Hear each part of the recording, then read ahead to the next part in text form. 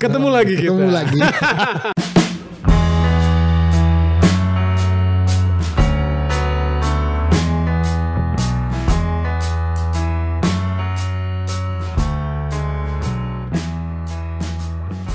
Sebenarnya kalau ngomong jujur deh, pemerintahan Dedi Weng hari ini kan ya hanya sedang mengatasi persoalan yang sebenarnya itu persoalannya sudah dibangun dari masa lalu gitu loh.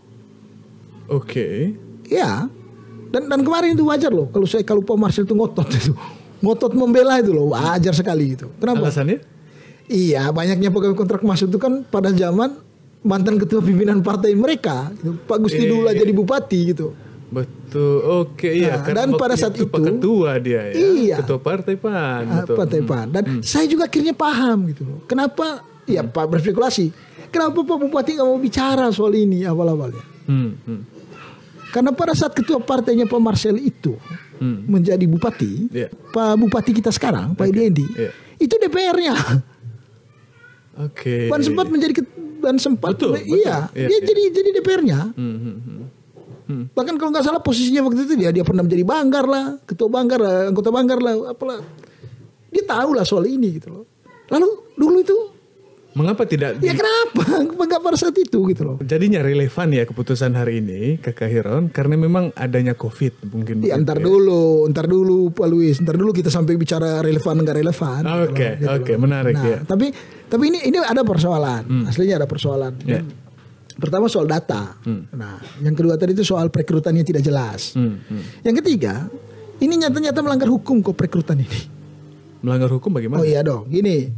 Pada tahun 2005, pemerintah pusat itu pernah mengeluarkan sebuah produk hukum, PP 48 tahun 2005. Nah, ya kalau nggak salah ya PP 48 ya, 48 2005. Inti PP ini Om Luis, dia sebenarnya berbicara soal pertama pengangkatan pegawai honor daerah, kontrak daerah ini menjadi PNS. Nah, itu disebut dengan kategori 1 dulu, K1 bagaimana prosedurnya.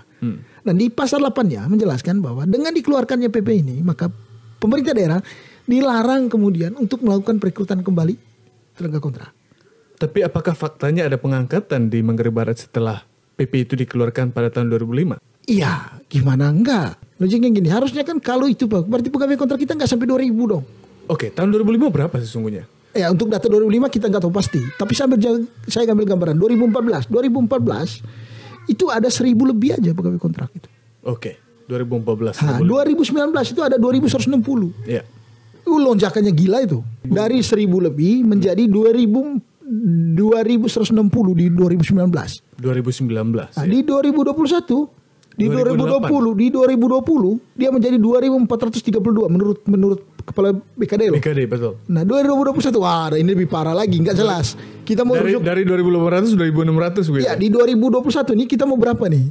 Kita sepakat dulu. Waduh sulit kalau kita sepakat gitu. Artinya enggak, soalnya datanya banyak gitu. Betul. Nah, kan parah nih. Masa pemerintah enggak punya data yang pasti? Seorang wakil bupati loh. Masa beda ngobrolnya dengan kepala BKD. Iya. Kan itu. Tapi apa yang menyebabkan sampai datanya jauh sekali ya perbedaan antara BKD? Nah, itu dia. Tanya mereka. Jangan tanya kita. Kita rakyat kok. Gitu. Nah, itu dia Luis. Ini melanggar. Gak boleh. Kalau ini kok bisa melunjak kayak gini ceritanya. Kan itu Luis. Makanya waduh. Wajar sih kalau ketua DPR kemarin itu kaget itu. Wah, kaget. Ya wajar sih kalau ikat karena dia nggak ikut prosesnya. Baik, iya betul. Gitu. Kalau Pak Marcel nggak kaget, iya karena peningkatan jadi 2000-an itu pas masa pimpinan partainya bupatinya lah pimpinan partainya dia. Oke. Kan gitu loh, gitu. Seniornya beliau gitu. Iya. Gitu. Kalau Pak Marcel minta kaget, ya wajar lah. Hanya begini Om Luis. Iya. Masa ketua nggak tahu di pas pembahasan DPA 2021? Dia tahu mestinya dari saat itu. Kalau beliau kemudian konsen pada saat itu ya dia ngerti. Gitu. Atau jangan-jangan terganggu konsentrasinya gitu. Ketika harus membahas soal rencana utang. Terganggu karena? Iyalah, pasti gini waktu itu lagi fokus kan membahas tentang persoalan rencana utang. Oh, rencana pinjaman itu. Pinjaman 1 triliun itu. Ya, Oh, yang buat rencana ini siapa? Wah, ini bupati loh, bupati yang notabene ketua partainya beliau. Ya, tapi kan beliau adalah anggota parlemen. Iya, tapi kan di bawah partainya pimpinannya bupati. Gitu. Gitu tuh. Harus diamankan tuh gitu. Oke. Gitu. Nah, ini persoalan menurut saya. Ini persoalan bahwa saya belum mau masuk lah sebenarnya ke urusan apa implikasinya ya. Iya. Tapi itu poin pentingnya bahwa memang ini bermasalah dari dulu gitu. Yeah. Nah, bermasalah. Nah, dia menarik juga begini. Kenapa sih pegawai kontrak kita banyak? Begitu banyak gitu. Nah, saya kemudian gini Om Luis. Saya mendengar beberapa isu lah bahwa sejak lama urusan pegawai kontrak ini sudah dijadikan mainan politik gitu. Tapi menarik seperti yang disampaikan tadi itu bahwa mengapa misalnya tenaga kontrak kita banyak. Kemarin waktu podcast itu sempat disampaikan oleh Abang Marcel selaku wakil ketua di lembaga perwakilan di sana, disampaikan luas wilayah kita ini ya semestinya membutuhkan lebih banyak lagi tenaga kontrak begitu ya, bukan dalam hal ini tenaga kontrak tetapi staf-staf di setiap lembaga begitu untuk melayani kepentingan publik. Bahkan disampaikan seperti itu. Artinya ini akan membutuhkan lebih banyak lagi tenaga-tenaga yang mengisi setiap lembaga-lembaga itu begitu. Iya, tapi kan negara ini kan punya aturannya. Nah itu dia. Nah, negara ini punya aturannya, dia sudah melarang itu dan ada mekanismenya melalui pegawai P3K. Iya. Nah, bisa saja sebenarnya itu dilakukan. Atau gini lah, bolehlah ditambah, tetapi kan gini, rekruternya jelas gitu, prosedurnya jelas. Saya dapat informasi Pak Luis bahwa sejak lama urusan pegawai kontrak ini sudah dipolitisir lah. Oke. Dimainkan itu. Gitu. Mainkannya gimana gitu. Ada yang gini loh. Banyak yang menjadi pegawai kontrak itu menurut pengakuan mereka sih. Ada sebagian mengaku begini, kami jadi pegawai kontrak itu jatah politisi tertentu gitu. Ada jatah politisi gitu. Bahkan informasi ya mayoritas lah politisi itu punya jatah di sana gitu. Dan jatah pejabat tertentu gitu. Nah, itu. Dan itu saya tanya gimana sih prosesnya untuk dapat bisa masuk jadi pegawai kontrak itu? Ya pertama bisa juga lewat jadi tim sukses politisi gitu. Nanti ya ucapan terima kasihnya ya udah dengan menjaga basis juga, gitu. Jadi pegawai kontrak. Gitu. Ada juga yang pergi bawa bir, bawa secara adat, minta bawa ayam gitu. Bahkan ada cerita nih, ada pejabat tertentu yang kandang ayamnya besar gitu. Karena apa? Karena sering kali terima ayam yang dikasih oleh orang gitu. Gitu. Politisi ya? Ya bisa politisi bisa pejabat itu. Nanti kalau disebut nggak ada bukti repot Om. nanti kan tidak lucu Om Luis kalau kaget saya di Polres gitu. Gitu. Tapi cerita itu ada bahwa pergi minta gitu. Oh jadi pegawai kontrak. Dikasih kaget daftar masuk keluar SK-nya kemudian tapi kompensasinya ada gitu. Kompensasinya apa? Ya pemilu ya dikasih target you harus berini. Ada juga yang bayar pakai duit. Untuk masuk menjadi teko itu ya? Iya. Bahkan yang lebih lucu gini. Nah, ada dulu yang kemudian dimainkan, dia sudah jadi tenaga kontrak. Gitu. Ada politisi tertentu memainkan ini, nanti kamu akan diangkat jadi K2 gitu. Dulu gitu. Bayar duit tapi diangkat juga enggak gitu. Nah, ada itu gitu. Tetapi kan kembali lagi publik kita kan kadang tidak berani lah. Tidak punya keberanian untuk berkata terus terang gitu. Kadang kan mereka punya bukti, misalkan bukti transfer itu ada loh. Tetapi kadang mereka nggak mau bilang udah diyakinkan ya udah diproses aja. Itu tidak mau mereka, takut kehilangan pekerjaan pertama. Yang kedua juga ya bicara soal tidak mau repot atau tidak menyenangkan. Nah, tapi yang menarik ini sudah jadi sejak lama gitu loh. Ini dijadikan mainan. Nah, ini sudah dijadikan mainan. Nah, dan yang menarik adalah hari ini kita bicara tenaga kontrak ini. Nah, yang saya sudah singgung dari awal. Bupati kita itu tidak pernah berbicara soal ini. Hanya wakil aja yang mau berbicara. Iya, karena mereka Dewi Tunggal, Bang. Ya, Dewi Tunggal kan ya mungkin benar sih Dewi Tunggal, tapi kenapa sih bukan bupati yang ngomong? Oke. Gitu loh. Kenapa bukan bupati? Ya, saya menduganya begini, karena Pak Bupati kan bagian dari sistem itu juga yang menyebabkan jadi 2000-an lebih itu gitu. Tapi Pak Wakil kan enggak. Artinya Pak Wakil di sini yang ingin meluruskan kesalahan dari dulu ini mungkin begitu. Ya mungkin bisa begitu atau mungkin juga tidak, tergantung ya mereka yang tahu lah soal itu. Gitu. Kita hanya berspekulasi gitu. Nah, akhirnya kemudian timbullah berbagai ya, polemik yang ada hari ini, misalkan soal pegawai kontrak, penganggaran lah segala macam gitu. Yeah. Nah, saya salut dengan pemerintah hari ini. Dia berani tegas gitu. Yeah. Oh, ngatasin kayak gini lah. Dan ini tidak populis sebenarnya kebijakan. Sangat. Ya, kalau diberhentikan tidak populis. Kalau gini kan win-win solution. Win-win solution dengan harapan tetap populis. gitu Om Luis. Nah, yang menarik juga kan gini. Dengan bicara pegawai kontrak ini juga ada fakta lah ini. Kita lupa mengevaluasi program 100 hari ini rezim ini. Oke. Nah, kita lupa bahwa ada orang yang berteriak di Vaisano karena tanahnya terancam. Oke. Tertutup isu ini. Gitu. Yeah. Kita lupa bahwa ada satu lembaga yang namanya BOP yang sekarang jadi BPO. Yeah. BPOP itu sedang mau merampas 400 hektar di kita. Kita lupa bahwa daerah ini akan berhutang 1 miliar gitu. Nah, dan menurut saya rezim ini memang ya benar ya, kemarin kan kita pernah diskusi nih. Yeah. Ketika bicara utang 1 triliun itu, rencana pinjaman 100 triliun itu. Dengan Pak Siljoni, dia mengatakan, wah, rezim Edi Weng ini cara berpikir dia out of the box. Benar, out of the box. Setuju saya. Sangat out of the box. Nah, saya kasih data nih, kasih gambar gini. Contoh pertama out of the box. Program 100 hari beliau itu, dia mengatasi kemacetan. Iya, betul. Mengatasi kemacetan. Nah, di program 100 hari. Nah, dan benar, kemacetan teratasi. Kenapa? Tidak ada macet saat ini. Ya karena programnya pada saat pandemi. Oke. Enggak ada macet.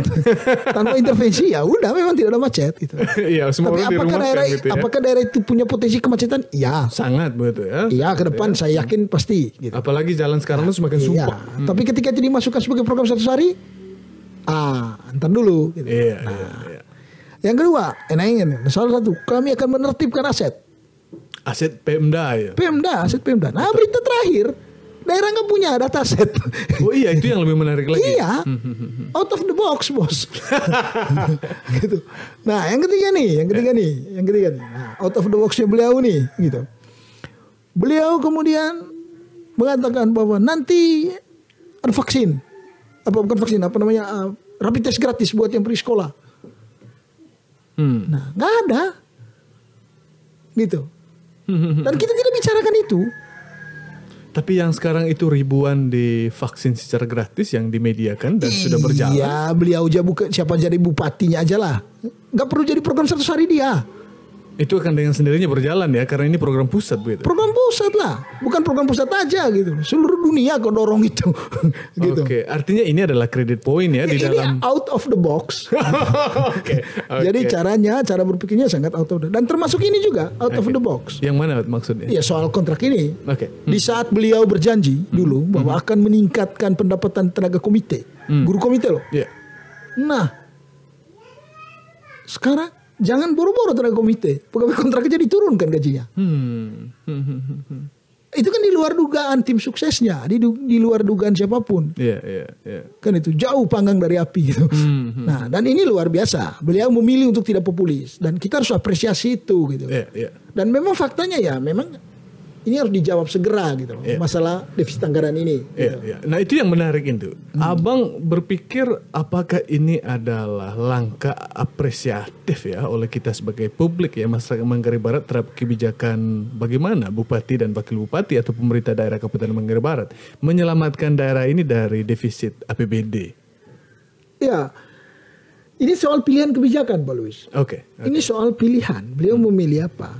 Misalkan gini. Om Luis tadi mengatakan ini win-win solution. Iya. Ya tergantung win-win solution siapa dulu untuk siapa gitu. Nah, win-win solution itu mengandaikan bahwa tidak ada pilihan lain lagi. Gitu. Lalu dicari jalan yang terbaik dari ini. Ini beliau sebenarnya masih punya pilihan. Apa itu misalnya? Misalkan gini, ya udahlah hentikan dulu proyek-proyek KPBD itu, proyek yang bersumber pada APBD.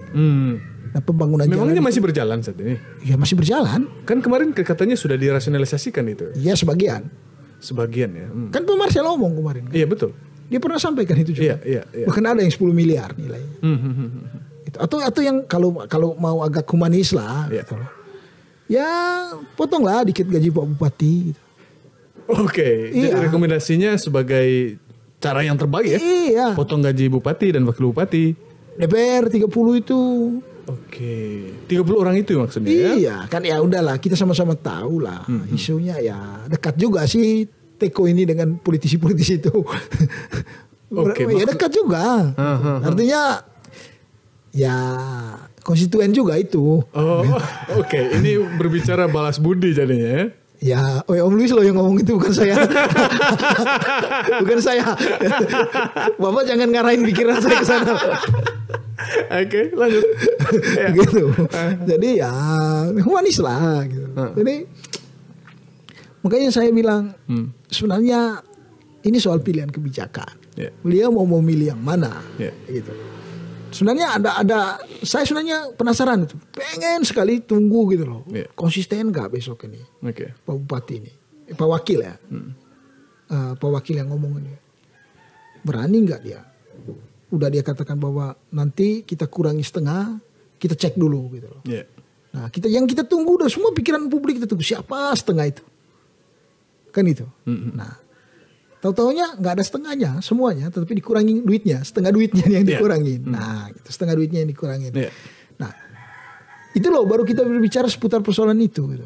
Nah, padahal bisa kurangi setengah duitnya. Ini padahal yang saya tunggu waktu itu berani nggak dia putus mata rantainya, kurangin aja setengah betul gitu. Mau diprotes, mau dia apa, silakan gitu. Artinya dibuang nih ya, itu yang paling ekstrem, yang tidak efektif. Gitu. Iya. Infrastruktur yang perlu itu jalan ini dikurangi, dicek betul mana yang kemudian tidak terlalu dibutuhkan, yang tidak terus. Artinya gini, kalau mereka nggak bekerja itu nggak berpengaruh lah pada negara gitu. Iya. Nah itu loh, itu artinya pekerjaannya masih bisa digantikan oleh orang lain, masih bisa diatasi. Iya. Kan itu. Artinya tenaga kerja ini tadi disortir lagi. Iya disortir lagi sesuai kebutuhan. Nah ini yang paling ekstrim. Oke. Nah tetapi ada sebenarnya yang paling soft sebenarnya. Yang paling ini pilihan kebijakan. Ya beliau kurangi aja itu, batalkan semua itu dana-dana pembangunan yang lain itu, digunakan untuk itu tadi gaji tenaga kontrak tadi. Tapi bukankah ini dilihat sebagai sebuah kebijakan yang sangat efektif ya Bang ya? Di satu sisi pembangunan fisik tidak dieliminasi total. Demikian pun tenaga kontrak tidak semuanya dieliminasi begitu ya. Tetapi selalu mendapat bagian kendati pun persentasenya kecil ya. Artinya pembangunan fisiknya mungkin sekian persen begitu ya. Tetap berjalan. Lalu untuk keberadaan Teko yang 2000-an ini tetap diberi gaji tanpa dirumahkan. Sehingga mungkin ya kalau pribadi saya berpikir ini sesuatu yang patut diapresiasi mungkin ya. Iya, hanya kan gini Om Luis. Iya. Om Luis kan bilang bahwa ini ya jalan pembangunan fisik jalan. Saya mulai dari gini. Jalan itu nanti siapa yang jalan kalau orang pada mati semua? Oke. Gitu. Walaupun Pak Wakil bilang tidak mati juga gitu. Iya. Ketika dirumahkan Teko ini tidak akan mati katanya. Iya, tidak mati gitu. Atau dikasih gaji 1 juta itu nggak mati. Tetapi coba kita hitung gitu Om Luis. Iya. Gitu. Ada nggak kos yang harga 100.000 di Labuan Bajo? Gitu. Rata-rata 500.000 loh. Betul, minimal. Nah, kita hidup di Labuan Bajo nih, pas nggak? Ya. Dengan nominal 1 juta. Bujang aja nggak cukup loh. Apalagi yang berkeluarga. Gitu. Apalagi yang punya anak yang sudah sekolah dan lain sebagainya. Kan gitu. Nah, terus kerja 4 jam sehari dengan harapan nih. Kalau dia kerja 4 jam, waktu yang di luar 4 jam itu dia bisa kerjakan lain untuk meningkatkan ekonomi dari tempat lain. Nah, yang kerja di luar negara aja sekarang itu juga di PHK kok. Kan itu. Semua usaha itu ngeluh kok. Kan itu. Susah loh cari kerja sekarang itu. Kan itu. Nah, artinya ya, kalau dibilang bijak bisa iya bisa tidak. Kan itu. Kecuali memang kalau dia tidak punya pilihan lagi. Nah, gitu. Ini banyak masih ada pilihan. Tapi alternatif yang menarik yang direkomendasikan tadi itu adalah satu, Pemda kalau dia mau radikal ya keputusannya itu, ya sortir lagi tenaga kontrak. Yang urgen yang dibutuhkan di masa pandemi ini itu yang diakomodir. Yang lain itu dirumahkan untuk sementara. Oh iya dong. Lalu itu yang pertama alternatifnya. Yang kedua alternatif yang ditawarkan itu ya gaji bupati, wakil bupati, dan beberapa teman-teman kita yang berada di lembaga legislatif, ya gajinya itu dihibahkan sebagian ya. Ya. Tapi menarik sekali itu yang disampaikan itu. Ya, seharusnya mereka kemudian mau berkorban lah dikit. Nah, gitu. Nah, terus bisa juga menghentikan sedikit proyek-proyek yang ada itu. Iya, betul. Gitu. Betul. Proyek APBD yang sudah berjalan, ya udah berhentikan aja dulu gitu. Oke. Kasih ya pegawai kontrak sambil ini dibenahi gitu. Iya, Dan pada saat bersamaan kemudian harapan saya DPR ini mendorong pansus. Pansus tujuannya Iya. untuk apa itu? Oh iya, pansusnya untuk apa? Pertama untuk pansus soal teko yang jumlahnya ribuan ini. Kok bagaimana bisa banyak kayak gini ini? Di mana letak permasalahannya dulu? Bagaimana proses pengrekrutannya? Oh iya, siapa merekrut? Bagaimana merekrutnya gitu loh. Apakah sesuai dengan regulasi dan lain sebagainya? Iya. Lalu kenapa langgar regulasi ini gitu. Oke. Nah, kadis-kadisnya yang memasukkan itu ya ditanya di BKD itu kenapa bisa muncul ini gitu. Dan kan itu. Setelah dievaluasi ya kalau memang ada teman-teman yang politisi misalkan mengandaikan itu loh. Yang juga terlibat dalam proses jatah-menjatah itu ya akui aja. Ya udah ini kesalahan kita dan kita tidak mau ini. Tapi yang paling penting Om Bis gini. Saya meletakkan persoalan ini sebagai arena untuk melihat persoalan bagaimana gagalnya pemerintahan, gagalnya negara gitu. Oke. Iya, bahwa selama 10 tahun plus 5 tahun pemerintahan Pak Fidelis. Ya mungkin lebih tepatnya 10 tahun pemerintahan Pak Gusti ya. Gagal menciptakan pusaran ekonomi di luar negara.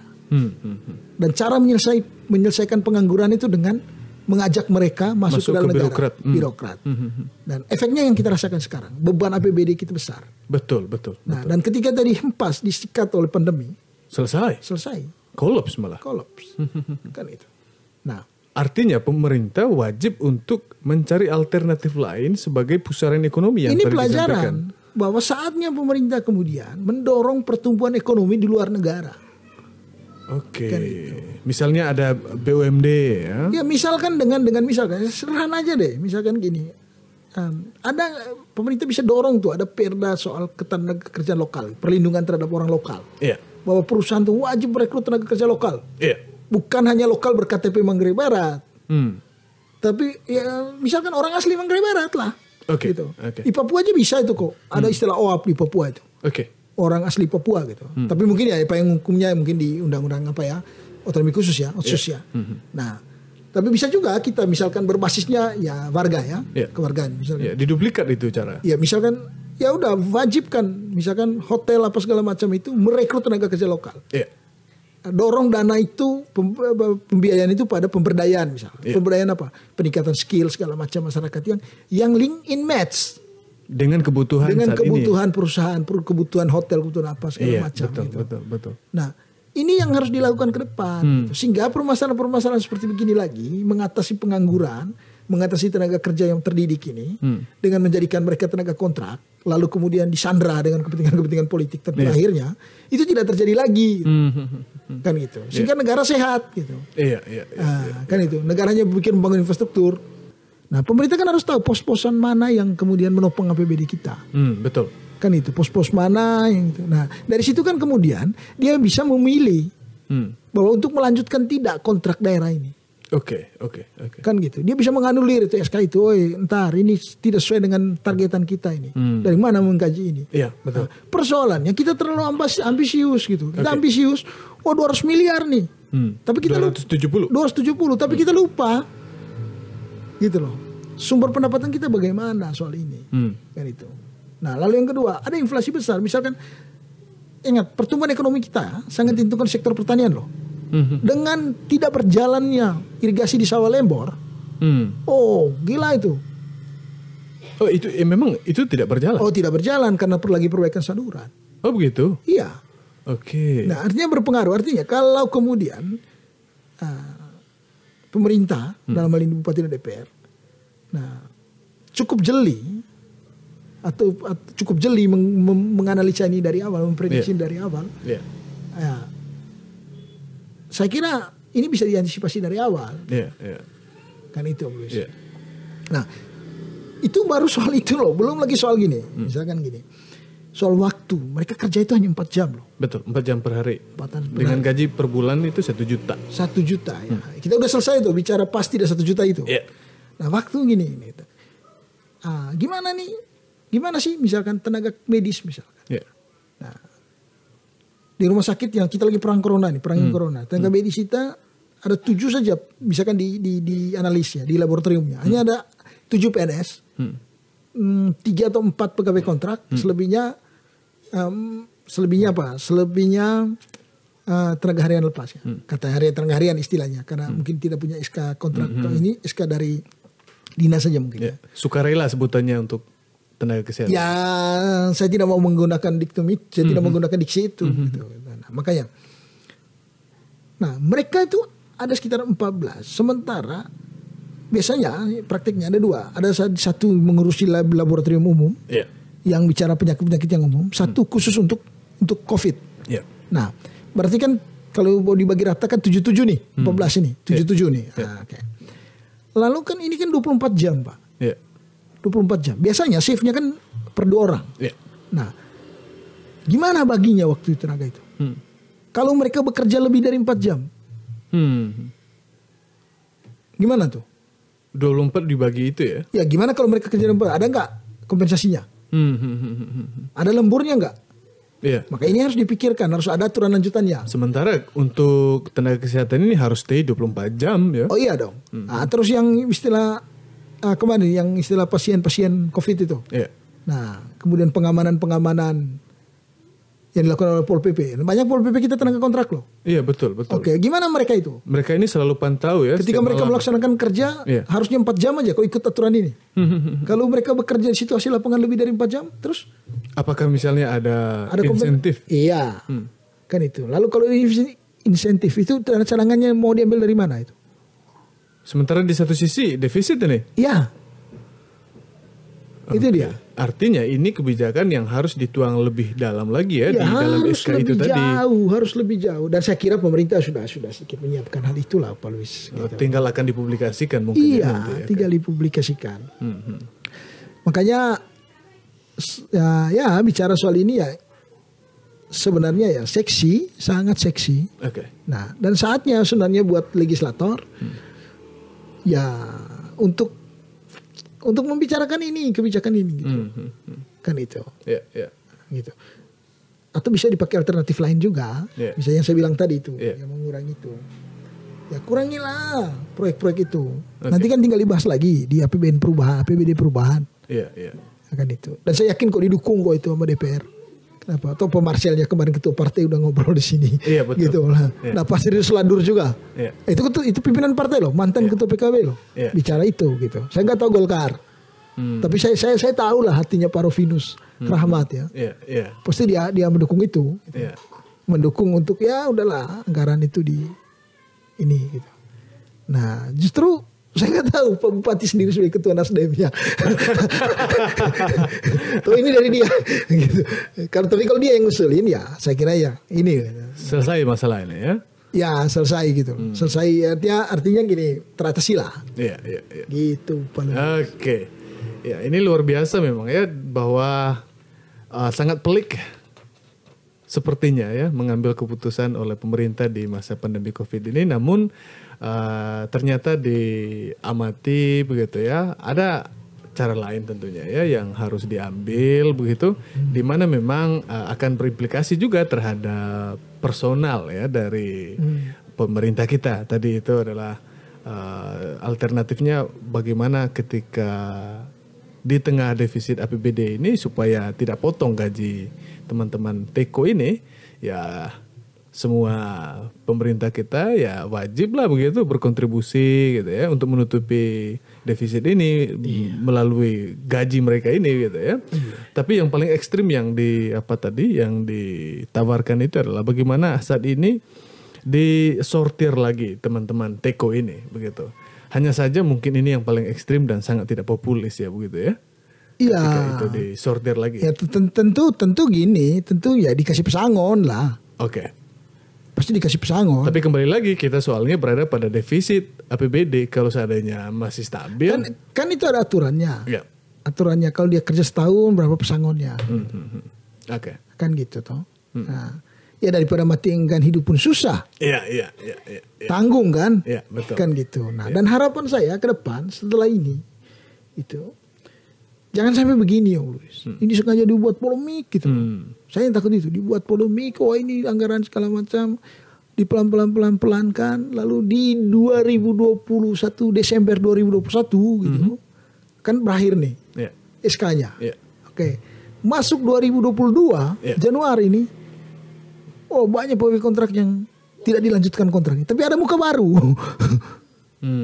Kaget ada muka baru yang sebelumnya bukan pegawai kontrak. Kaget orang baru yang direkrut. Tapi itu sesuai dengan yang direkomendasi pertama dari Om. Iya, kalau ada tes tertulis, tes terbuka ya setuju. Kalau ada transparansi. Iya. Oke. Kalau kaget-kaget aja SK muncul. Berarti kan kita hanya mengulang hal yang sama juga. Oke. Ya harapannya tentu pemerintah nanti akan mengikuti betul ya regulasi dan prosedur dari P3K itu.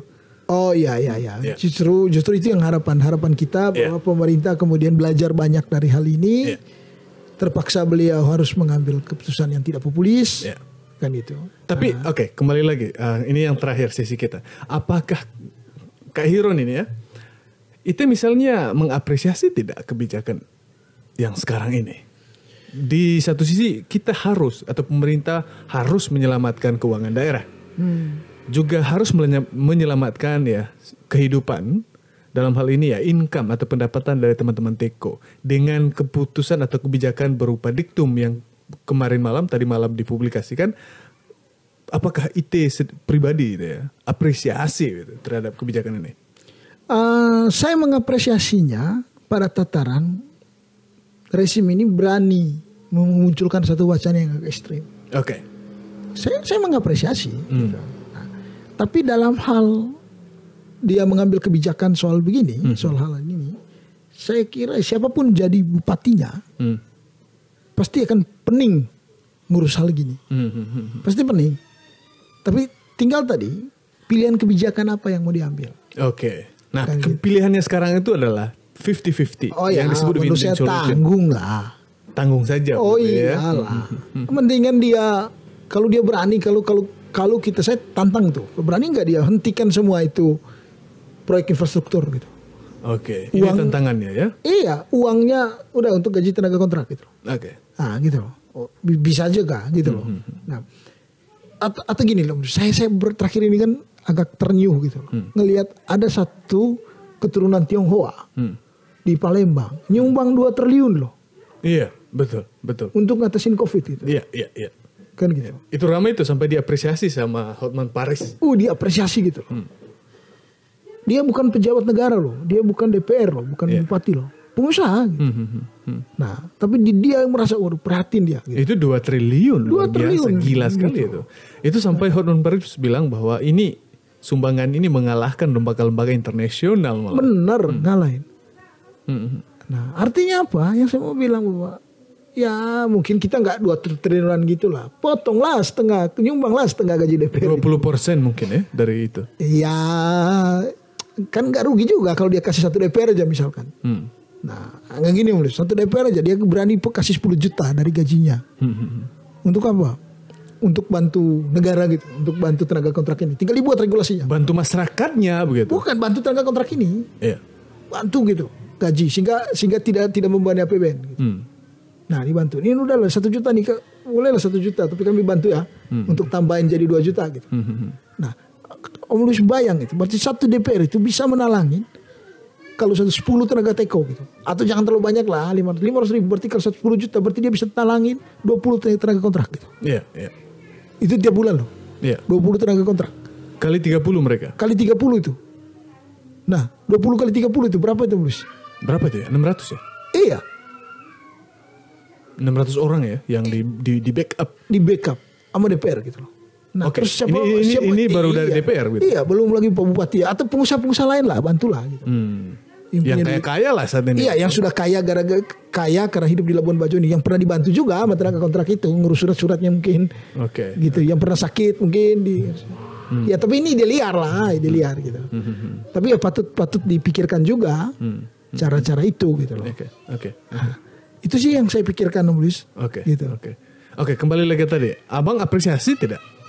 Ya saya sudah bilang, saya mengapresiasi pada tataran ada dia berani mengeluarkan wacana, walaupun itu kontradiktif. Oke. Ya. Kan gitu. Susah loh cari orang yang kemudian berani bertentangan dengan dirinya sendiri. Oke. Ya. Nah, ketika kemudian wakil bupati mengatakan kepada akan merumahkan tenaga kontrak, bahkan mengeluarkan kebijakan untuk memotong gaji mereka 1 juta, secara tidak langsung beliau itu sedang berperang dengan dirinya sendiri. Betul.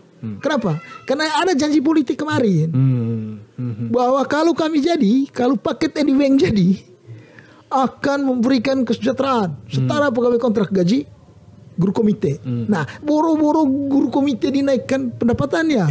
Nah, yang sudah dapat pendapatan yang dijadikan rujukan aja udah turun pendapatannya.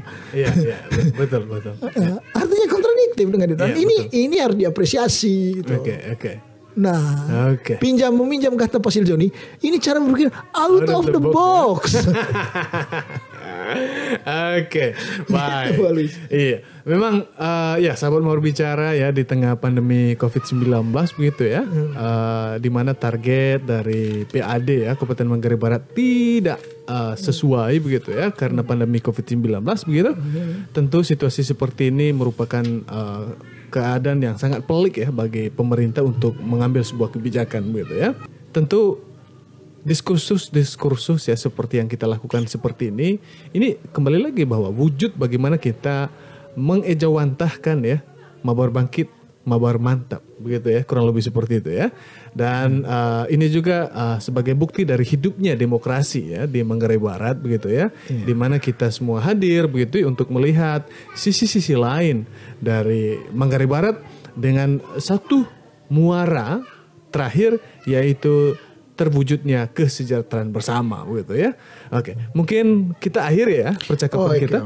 Ya, kita ucapkan ya terima kasih banyak dan salam demokrasi untuk kita semua, salam sehat ya khususnya untuk sahabat mau berbicara di luar sana dan terima kasih, selamat siang.